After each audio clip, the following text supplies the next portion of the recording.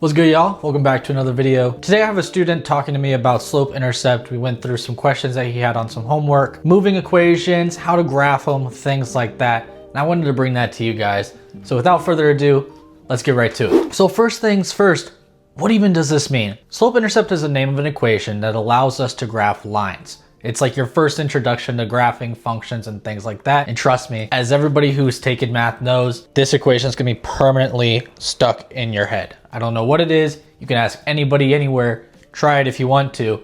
If you say y equals mx plus b, people are gonna get scared. And that's exactly what it is. Y equals mx plus b. So before we use this equation, what I want to do is I want to explain its parts and how this equation actually works. I am working on a whiteboard, so my graph isn't going to be perfect, but I'm going to try my best. So cut me some slack. If I draw a graph here, we have to understand how a graph works. A graph is like a coordinate plane. Actually, it is a coordinate plane where I have my x values right here and my y values right here. Think of it like longitude and latitude. All that a graph does is it tells us particular points where our x values and our y values intersect. If we think about it logically, if my x value is 0 and I'm going down my y-axis, let's say to right here to -4, what is our point going to be? Well, our point is going to be something called an ordered pair. In other words, my x and y values combined. So if you think about it, x always comes before y. Where have I moved left to right on the graph? Well, I haven't gone anywhere, so my x value is 0. Basically telling me, hey, from the origin, the middle point, don't go anywhere from left to right. Now, where did I go in terms of y? Well, I went down 4. So that's gonna give me -4. Congratulations, you just plotted your first point. If I tell you to do this anywhere else on the y-intercept right here, this line right here, this y-axis, you're gonna notice a pattern. Let's do this one, for example. Here, well, have I gone left or right at all? No, so my x value is gonna be 0. And then my y value, when I went up 4, is gonna be 4. And I can do this a few more times, but I'm just gonna cut to the chase here. Notice that anywhere on this y-axis, x is equal to 0. So then algebraically, how am I gonna find the y-intercept? Well, I just said it.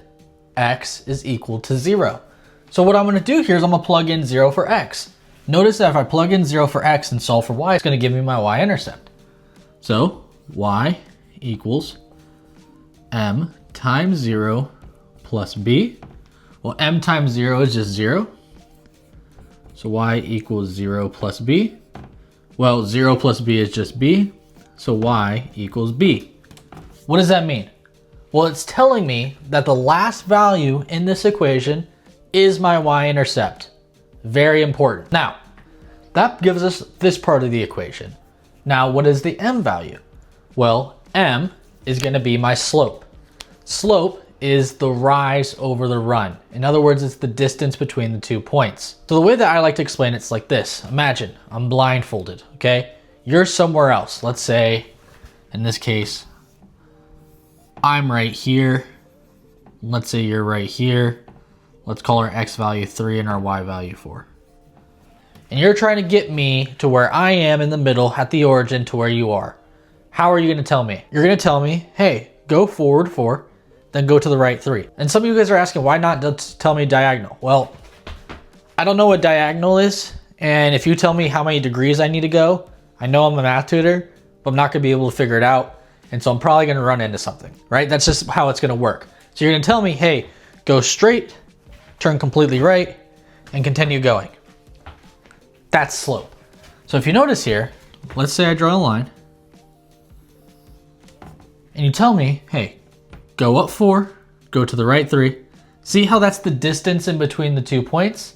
In other words, something that you're gonna hear in your class is rise over run. How much you go up and then how much you go to the side. This rise over run idea is shown as a fraction. So in this case here, it's gonna be 4 over 3. So the top value is always telling you how much to go up, while the bottom value is telling you how much to go to the side. And that gives us our m. Next, a lot of my students always ask me, what's y and x then? Well, exactly what they are. They're y and x. Once you plug in my m and b values, the point of an equation is almost like it's like a finding system. It's there solely to help you find a particular point. So let's say, for example, you have m and b there and you want to find what y is when x is equal to 3? Well, this is where you're going to plug in your x value, and this right here is going to show you what your answer is. It's going to find what you're looking for. You can even go the other way if you wanted to too. If you plug in your y value, let's say you want to find out what x is when y is equal to 5, you're going to plug in your y value, and then you're going to solve, and it's going to tell you what x has to be. That's the point of the y and x value, just telling you where those things are at, depending on what you're trying to find. This is your key. It's like a treasure map. It's giving you the directions to get to whatever you're trying to find. Now that we got that, we're on to the questions. The first question here is asking us to rewrite this equation in the slope-intercept form. Well, slope-intercept form, I'll rewrite it on top, is y equals mx plus b. Anytime you're trying to rewrite your equation in the slope-intercept form, it's essentially telling you to solve for y. What am I going to do here to solve for y? Well, I'm going to use inverse operations. The first thing that I have to move is the 6x. Remember, anytime you're doing inverse operations, mentally think, what are you trying to solve for and what's stopping you from solving it? Well, I need to solve for y, so I need y by itself. So that means I need to get rid of the 6x and the 5. Well, the 5 is connected to the y, so I'm not going to move that yet. I'm going to move the things that are farther away from the y value first, because I'm going to have to get to this one last. I work my way from the outside in. So how am I going to move the 6x? Well, the 6x is getting added to the equation. This says 6x plus 5y. So for me to undo it or move it to the other side, I'm going to subtract 6x. Now, whatever I do on one side of the equation, I have to do to the other side. Common question I get from students. Usually 99% of the time, I'm dividing by the 5 here. I divide by 5. So you're like, why am I subtracting and not dividing? Great question. It depends on what it's doing in the equation. I divide by 5 here because this 5 is getting multiplied by the y.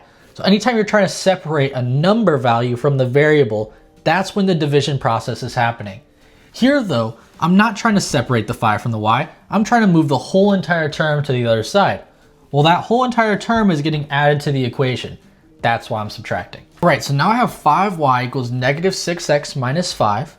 So now here comes the division part. The reason why is because now I have to separate the 5 from the y. Well, the 5 is multiplying to the y, so the opposite in this case is divide. Now when I divide, I have to divide everything by 5. I'm dividing this, I'm dividing this, and I'm dividing this. I have to bring everything down, right? If I only divide these two things by 5, but keep this one the same, not everything's gotten down to the same level. So now the equation's not even anymore. The only reason why I subtracted 6x from only these two and not the third one is because notice if I subtract 6x from everything here, I'm actually subtracting 12x. So now I'm not doing the same thing. I'd have to subtract another 6x here. That's the difference. If I divide everything by 5, I'm bringing it all down to the same level. If I subtract 6x from every single term like this, it's uneven. From here, after I divide everything out, I'm gonna get y equals negative 6/5 x minus 1, and that's perfect. That's it. You don't have to do anything else with it. Leave it as an improper fraction. It's actually better for us as an improper fraction than a mixed number. And there you have it. On to the next one. All right, next one here, x plus 4y equals 20. So what's the first step? Well, my goal is to solve for y, just like last time. So I'm gonna move the x to the other side. What's the x doing? This says x plus, it's getting added to. So what I'm gonna do is I'm gonna subtract.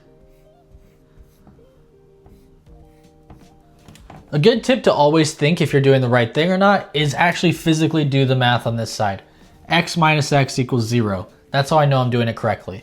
If you add x to this side, notice how x plus x is just gonna give you more x's. That's telling you that you're not doing it correctly. So always just think about what's actually gonna happen on this left side of the equation and not automatically assume that it cancels out, just to double check yourself while you're first getting used to it.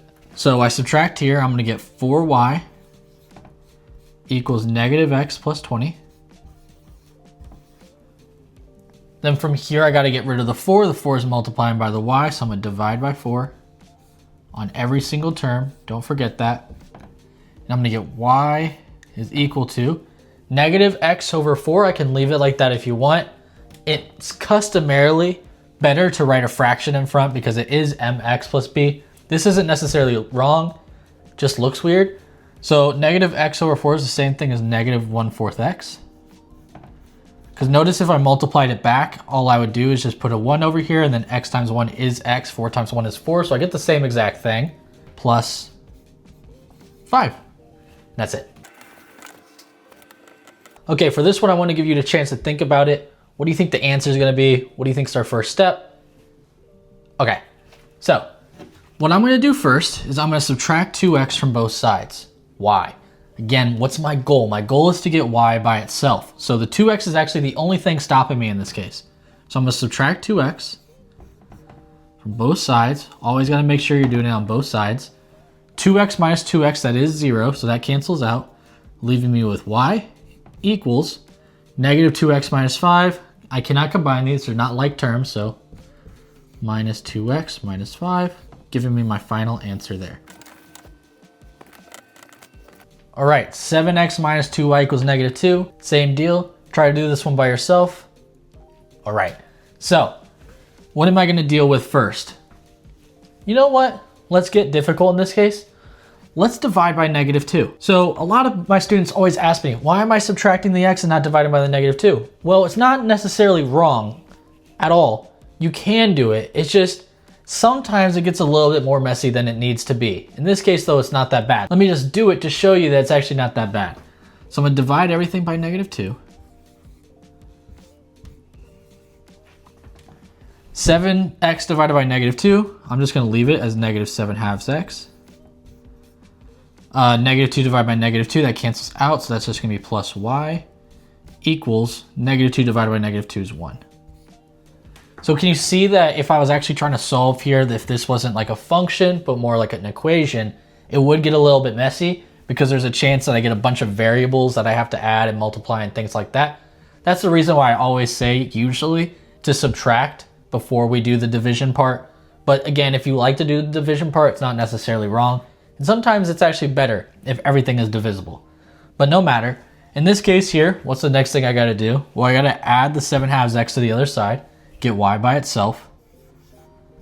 And so I get y is equal to 7 halves x plus 1. And just to show you that it's not scary to do it that way, let me just do it the other way. I would subtract 7x from both sides, get negative 2y equals negative 7x minus 2.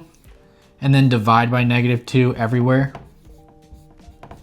And that's going to give you y equals 7 halves x plus 1, giving you the same exact thing. So you're going to get to the same place regardless. It's just customarily, we want to probably do this one first because more times than not, this is going to be a little bit easier. Like I love to tell all my students, math caters lazy people. So be lazy. I don't want to do hard stuff, okay? Math is already hard in and of itself.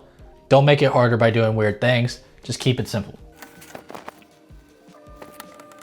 All right, new set of questions here. So we got the same thing, but this question is asking us to find the x and y-intercept. In the very beginning, I didn't see the x-intercept, but I hope that you can kind of get some intuition on how to find it. But the y-intercept, I said, in order to find it, you have to set x equal to 0. Because if you look at the graph,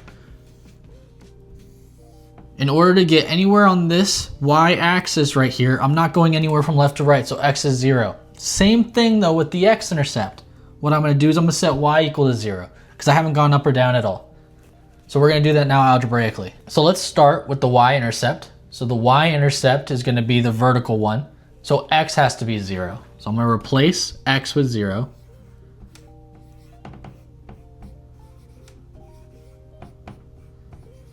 And now I'm going to solve. 2 times 0 is 0. 0 plus 3y is 3y, so this just basically cancels out.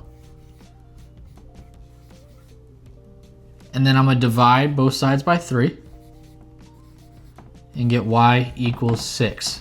So my y-intercept in this case is a point, so remember, write it as an ordered pair. You plugged in 0 for your x, and you got out 6 for y. So then for the x-intercept, I'm just going to go back to the beginning and do the same exact thing, but with the y value instead.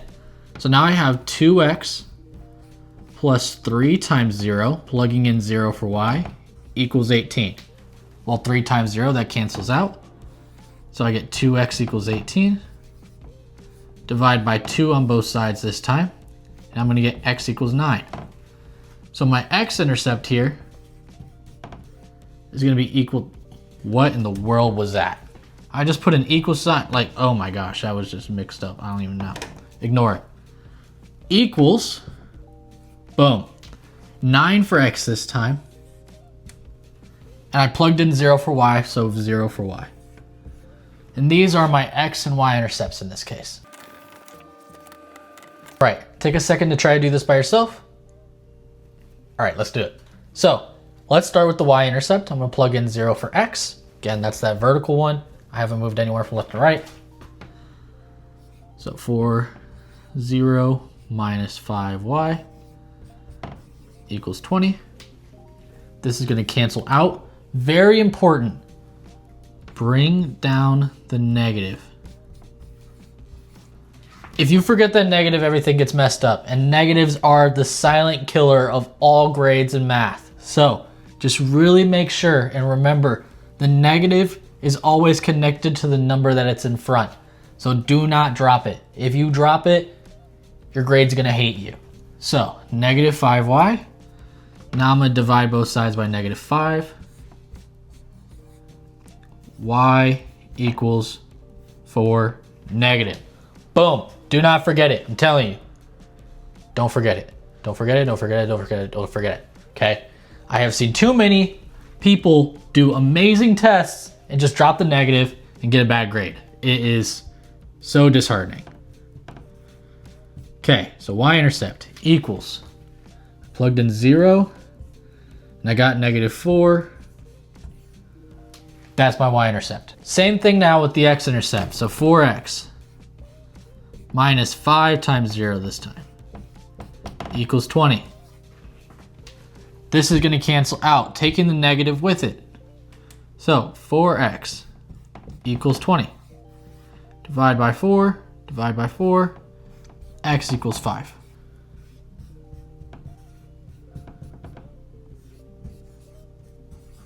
Final answer right there. All right, next one here, same ordeal, take a second. All right, I'm gonna plug in 0 for x. This is just gonna cancel out.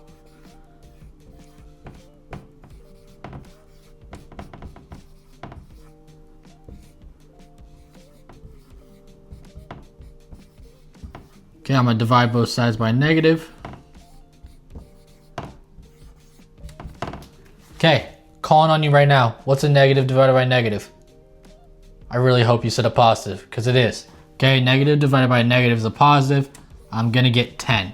Do not, by any means, keep this as a negative. Anytime the sign is the same, equals positive. Anytime the signs are different, negative. It's a good thing to remember. So, y-intercept, 0, 10. Notice the order and the placement that I'm putting them in. X comes before y, just like in the alphabet. So in this case, 0, 0, 10, 10. Okay, now for the x-intercept. 5x minus 3 times 0 equals negative 30. Cancel. 5x equals negative 30. Divide by 5, divide by 5. X equals negative 6. See, in this case, I have a positive on the bottom, negative on top. Anytime the signs are different, it equals a negative. That's gonna give me negative 6, 0. X comes before y, just like in the alphabet. 3x minus 4y equals 0. Take a second. You got it? All right. So I'm gonna plug in 0 for my x value first. I'm gonna get negative 4y equals 0. And then I'm gonna divide both sides by negative 4. And I'm gonna get 0. Weird. Okay. Remember, anytime you divide 0 by anything, it's just gonna equal 0. So we got that. So my y-intercept in this case is just gonna be 0, 0. Cool. Let's try it on the other one now. 3x minus 4 times 0 equals 0. Cancel. 3x equals 0. Divide by 3. X still also equals 0. and I get this little pop quiz here. What type of line does this make where the x and y intercepts are equal to 0? If you said a line that goes through the origin, that's correct. If I draw this, and I draw this, and I draw a line through it, notice that if it just goes directly through there, at both of these, x and y intercepts are gonna be 0. So anytime you don't have any vertical shift, in other words, the graph hasn't gone up or down, it's stuck at the origin, that's what you're gonna get.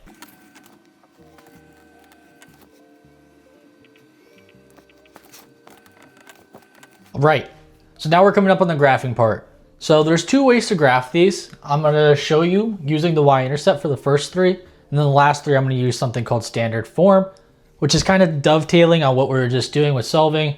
I'll show you, but let's get to it.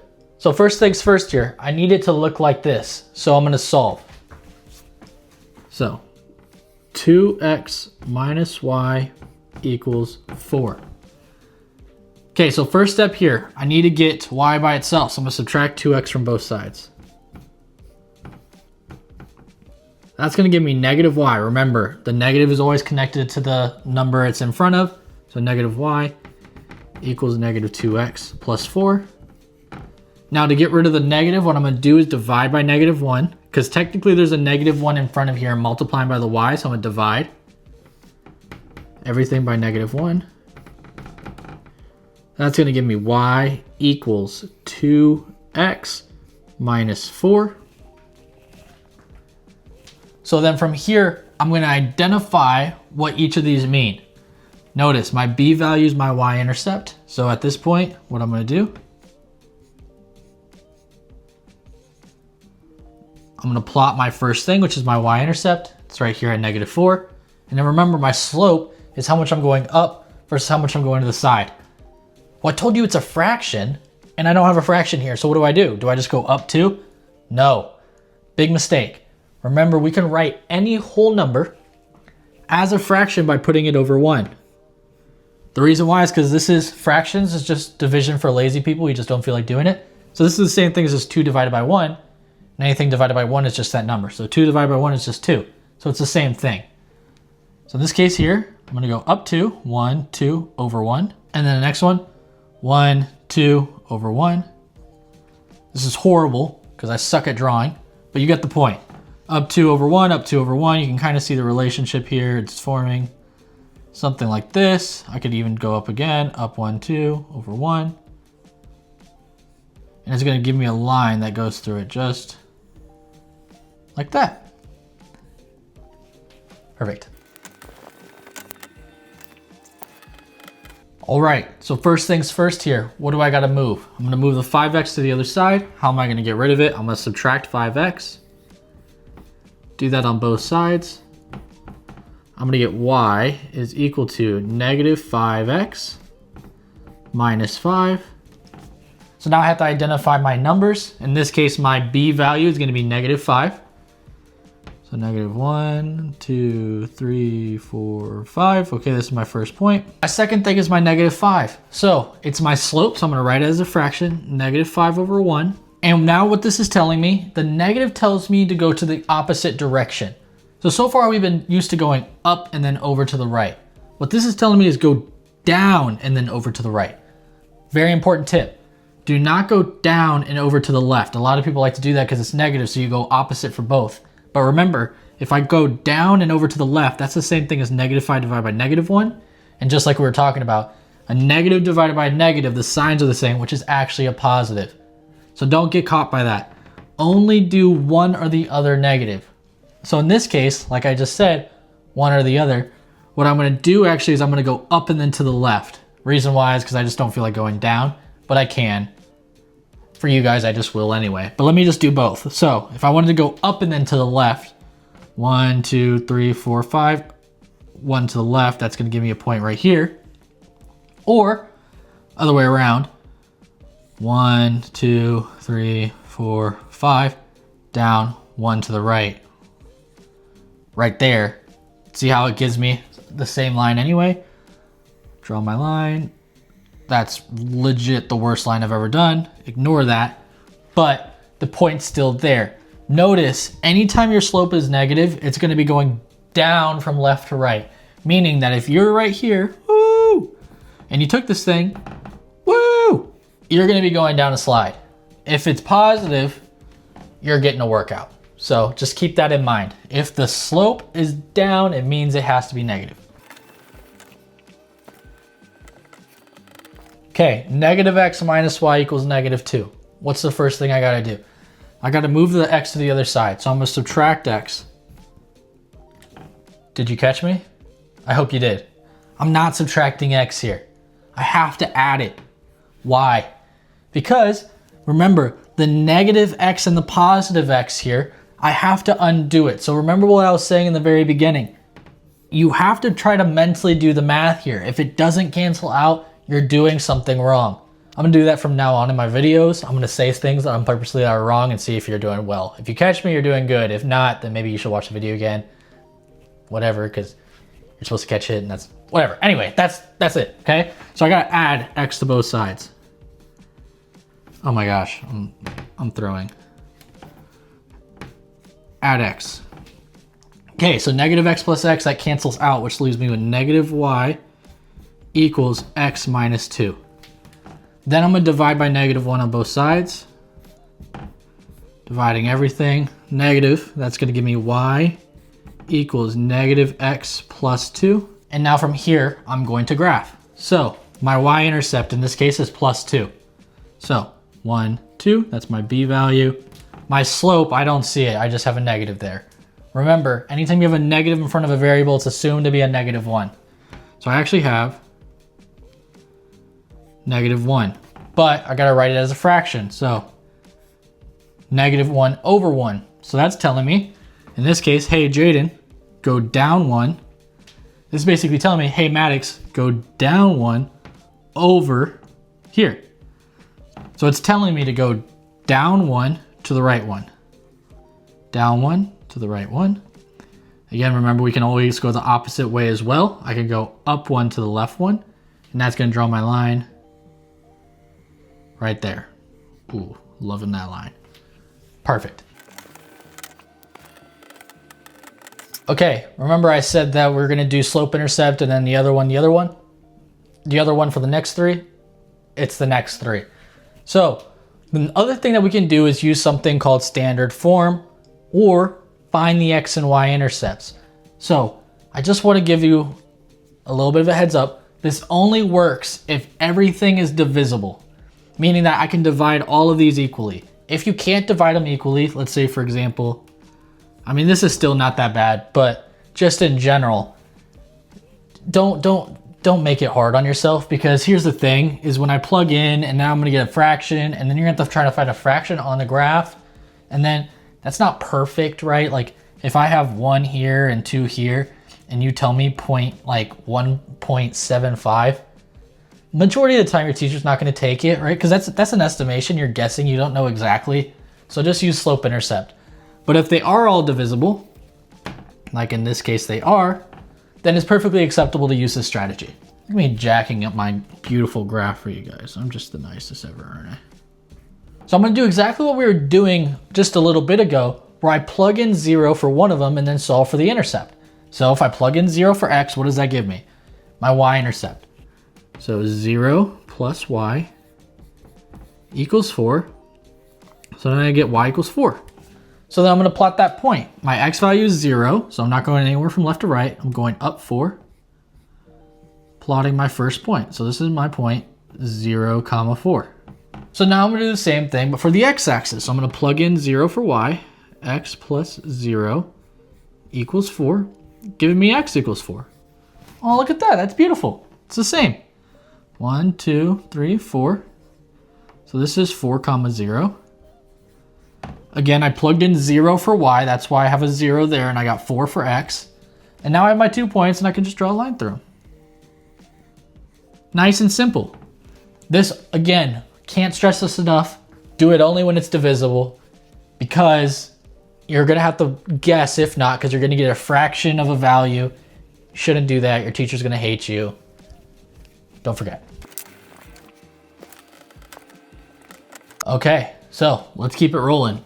Notice 2, 5, and 10. 2 and 5 both evenly go into 10, so this works in this case. So what I'm gonna do, I'm gonna plug in 0 for x first. So 2, 0 minus 5y equals 10.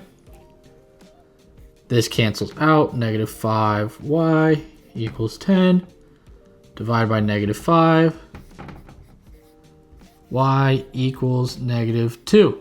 So when x is 0, y is negative 2. So I'm going to go down here. Negative 2. Plot my first point. Beautiful. Now I'm going to do the same thing, but since I'm trying to find my x values, I'm going to plug in 0 for y. 2x minus 5 times 0 equals 10. Cancels out. 2x equals 10. Divide by 2. X equals 5. So then 1, 2, 3, 4, 5. Here comes my next point on my x-intercept. Draw a line straight through. There you go. Last question. So try it on your own. See if you get it. Let's go. So first things first, can 3 go into 6? Yes. Can 2 go into 6? Yes. I can use standard form. Let me find the y-intercept. Let's do that. So I'm gonna plug in 0 for x. 3 times 0 plus 2y equals 6. 2y equals 6. I'm gonna divide by 2 on both sides. And then that cancels, that's gonna get that. So y equals 3, and I'm gonna plot it 1, 2, 3 right here. Did you catch me? I hope you did. Y equals 3. My y-intercept. Anytime you plug in 0 for x, that means you're not going anywhere from left to right, which means you have to go up or down. The actual point's right here. Now I gotta find my x-intercept. So what I'm gonna plug in is 0 for y this time. 3x plus 2, 0 equals 6. 2 times 0 is 0. That cancels out. 3x equals 6. 3 is multiplying by the x, so I'm gonna divide. I get x equals 2, giving me my other point right here. And draw my line straight through it. Beautiful. All right, guys, and that's it. I hope this helps you on your next test, homework, whatever it is you're using this for. Maybe you're just a weirdo like me and you just wanted to learn a little bit more math. In that case, that is sick. I like you. If you want questions done similar to this on whatever you guys are going through, whatever range of math that you're doing, let me know. Just drop it down in the comments. I'll make a video similar to this, explaining everything all the way through. But until next time, take care and peace out.